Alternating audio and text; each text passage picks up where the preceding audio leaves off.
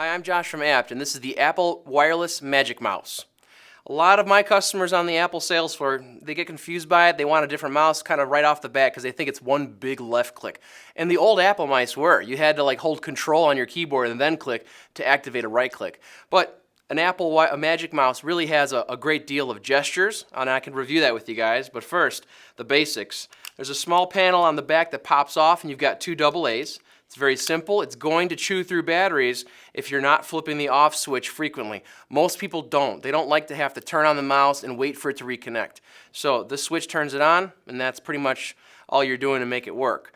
As far as these gestures, so you've got a left and a right click. You do have to activate the right click in System Preferences. By default, it is not on, so it will be left click, until you turn on the secondary click, Apple calls it. But there's other gestures.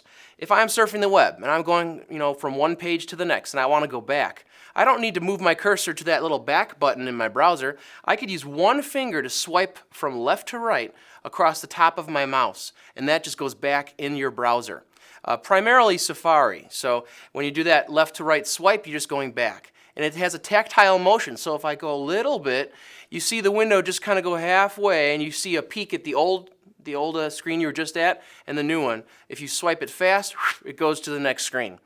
Otherwise, there are other options. Let's say you're reading an article on the internet. If you were to use one finger and double tap the mouse, it zooms in on that. Now, some people don't know that exists, and they accidentally keep doing it and they don't know why.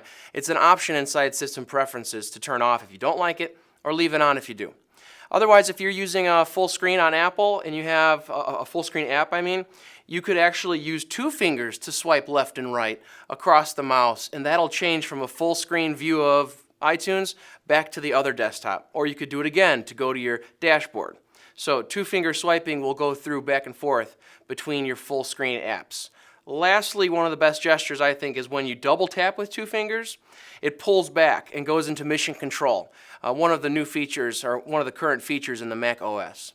So the Apple mouse can be configured, and you can see built-in video demos on your Mac in System Preferences if you want to learn more. And you could also visit us at abt.com and be sure to like, comment, or subscribe to our YouTube channel.